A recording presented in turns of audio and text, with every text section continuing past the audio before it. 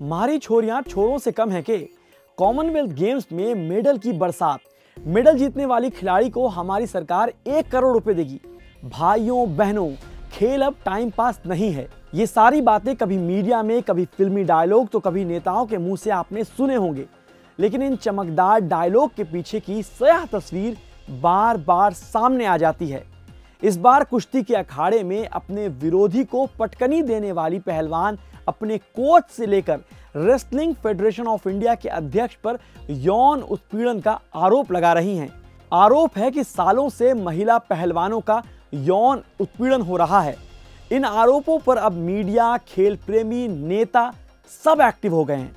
कोई आरोपों को मनगढ़ंत बता रहा है तो कोई इसमें सियासी एंगल देख रहा है। लेकिन रेसलिंग के अलावा भी देश भर के खिलाड़ियों के उत्पीड़न, बेरुखी और खराब व्यवस्था की कहानी आप सुनेंगे तो पूछेंगे जरूर, जनाब ऐसे कैसे?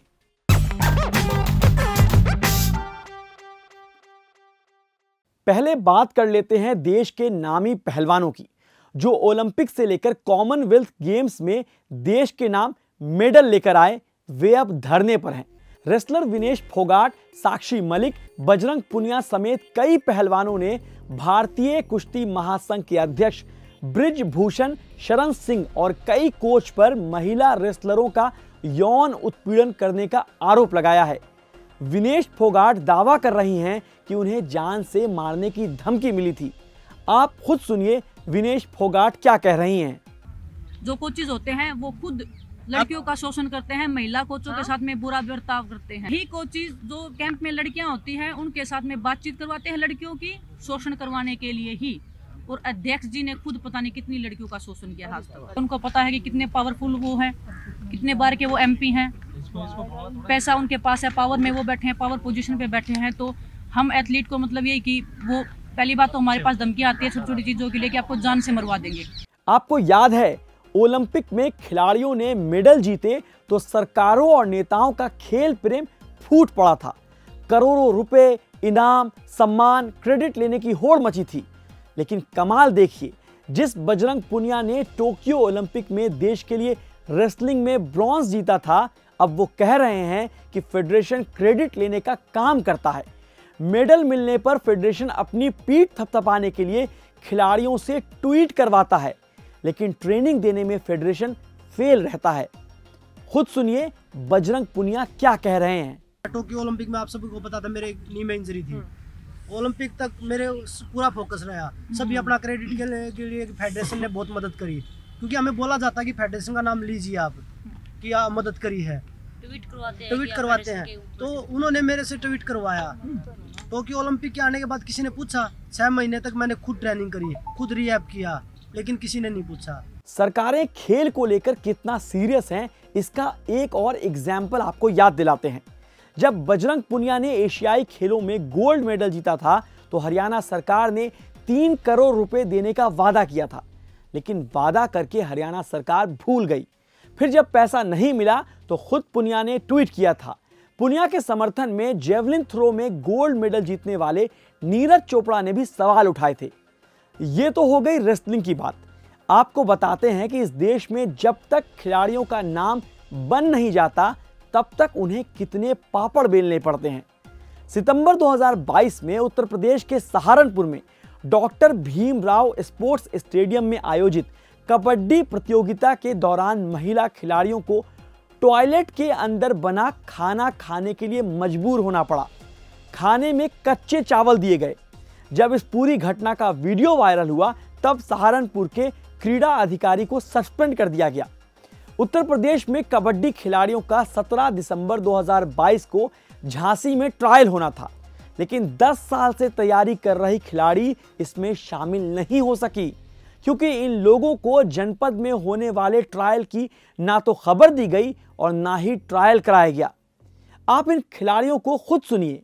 अधिकारियों ने जानकारी नहीं दी। बताइए हम क्या करें? हमारे घर वाले हैं, वो कह रहे हैं हम 10 साल से खेल रहे हैं कबड्डी, हमें घर वाले हमारे रिजल्ट मांग रहे हैं। हम दोनों टाइम जाके मेहनत करते हैं। बताइए हम स्टेट की प्रतियोगिता में पता नहीं चलता, जिसमें कई लड़कियों का लास्ट ईयर था। अब रोने के अलावा कुछ बचे तो नहीं है सर। क्यों? अभी तुम अब बताइए लास्ट ईयर था ना, कई लड़कियों का, वो कैसे क्या करेंगे? उनकी लाइफ का सवाल था सर। 10 साल उल्टी हो जाएगी, बताइए। इस मामले में जब जिम्मेदार अधिकारियों से बातचीत की गई तो उन्होंने कहा कि उनकी ड्यूटी मेले में लगी थी और इसी वजह से वो ट्रायल का आयोजन नहीं करा पाए। विराट, सचिन, धोनी के कसीदे पढ़ने वाले देश में ब्लाइंड क्रिकेटरों का हाल जानिएगा तो शर्म आ जाएगी। भारतीय क्रिकेट टीम ने हाल ही में देश में आयोजित किए गए ब्लाइंड T20 वर्ल्ड कप का खिताब अपने नाम किया था। ये तीसरी बार था जब भारत की झोली में ये वर्ल्ड कप आया। टीम के कप्तान अजय कुमार रेड्डी भारतीय क्रिकेट कंट्रोल बोर्ड से मदद मांग रहे हैं। रेड्डी कह रहे हैं कि खिलाड़ियों को फाइनेंशियल सपोर्ट की जरूरत है, खिलाड़ी बेरोजगार हैं। यही नहीं, घर चलाने के लिए 2018 में ब्लाइंड वर्ल्ड कप क्रिकेट विजेता टीम के सदस्य रहे नरेश तुमड़ा मजदूरी करते थे। बेरुखी की कहानी तो आपने सुनी, अब महिला खिलाड़ी और कोच के साथ कैसा सुलूक होता है वो भी जान लीजिए। हरियाणा में जूनियर महिला कोच ने आरोप लगाया है कि पूर्व खेल मंत्री संदीप सिंह ने उन्हें सरकारी आवास पर बुलाकर यौन उत्पीड़न किया। पीड़िता के मुताबिक मंत्री द्वारा उन्हें मनपसंद पोस्टिंग और दूसरी सुविधाओं का लालच दिया गया था। संदीप सिंह के खिलाफ आईपीसी की धारा 354, 354A, 354B, 342 और 506 के खिलाफ मामला दर्ज हुआ है। संदीप सिंह ने मंत्री पद से इस्तीफा दे दिया है। अब इस मामले में जांच चल रही है। महिला खिलाड़ियों के साथ यौन उत्पीड़न का एक और मामला देखिए। साल 2022 के जून महीने में भारतीय महिला साइकिलिस्ट ने नेशनल स्प्रिंट टीम के मुख्य कोच RK शर्मा पर अनुचित व्यवहार का आरोप लगाया था। कोच पर आरोप था कि उन्होंने महिला साइकिलिस्ट के साथ एक कमरा शेयर करने के लिए कहा और फिर बाद में जबरदस्ती महिला खिलाड़ी के कमरे में घुसाए। खिलाड़ियों के साथ इस देश में कैसा खेल होता है आप ये देखिए। कुछ वक्त पहले खबर आई कि धनबाद के बांसमुड़ी की junior international footballer Sangeeta Soren ईंट भट्टे में काम कर रही हैं। संगीता जूनियर फुटबॉल में देश का प्रतिनिधित्व करते हुए 2018-19 में भारत की अंडर 17 फुटबॉल टीम में अपनी जगह बनाई थी।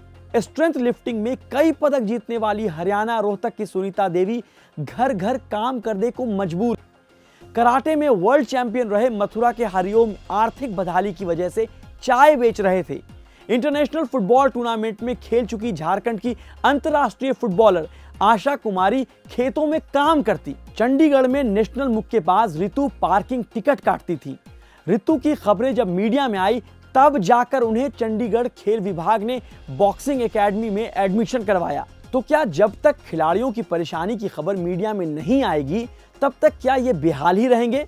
क्या खिलाड़ियों को खेल प्रतियोगिताओं के बजाय बुनियादी हकों के लिए दंगल करना पड़ेगा? ओलंपिक में पदक चाहिए, वर्ल्ड कप भी चाहिए, देश का नाम भी चाहिए, लेकिन जिम्मेदार लोग बेखबर रहेंगे, खिलाड़ियों को सुविधा नहीं देंगे, उन्हें प्रताड़ित करेंगे तो हम पूछेंगे जरूर, जनाब ऐसे कैसे?